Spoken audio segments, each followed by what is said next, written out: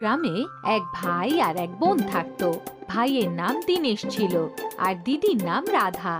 দীনেশ খুবই অলস ছিল, ও কোনো কাজ করতে চাইতো না।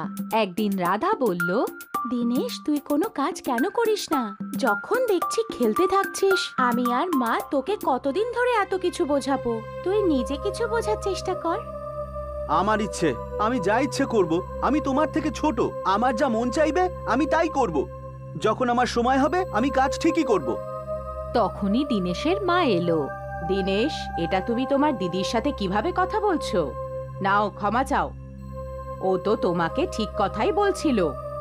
দীনেশ খুব রেগে গেল আর ও বাড়ির বাইরে চলে গেল। রাধাও দীনেশকে অনুসরণ করে ওর পিছু নিতে লাগলো। তখনই রাধা বলল, দিনেশ, দিনেশ, এত রাগ করে তুই কোথায় যাচ্ছিস? আমি জঙ্গলে যাচ্ছি কাঠ কাটতে। যখনই আমাকে সামনে পাও আমাকে নিয়ে কিছু না কিছু বলো। আর এভাবে রাধাও দীনেশের পিছু নিতে নিতে জঙ্গলে পৌঁছলো। কাঠ কাটার সময় দীনেশ পা পিছলে গর্তের মধ্যে পড়ে গেল।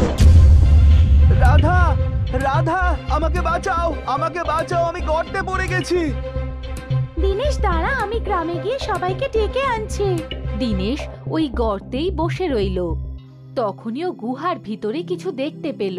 গর্তের ভিতরেই একটা গুহা ছিল, যেখান থেকে একটা উজ্জ্বল আলো বেরিয়ে আসছিল। দীনেশ বলল, আরে, গর্তের মধ্যেই গুহা, আর এর মধ্যে এসব কি জ্বলজ্বল করছে? ঠিক আছে, তাহলে গিয়েই দেখা যাক। দীনেশ যখনই যেতে লাগলো তখনই একটা পরী এসে বলল, দাঁড়াও বাবা, তুমি যে ওই উজ্জ্বল জায়গাটা দেখছো, ওখানে যেতে চাও নাকি? হ্যাঁ, কিন্তু আপনি কে? আমি পড়ি আর গুহা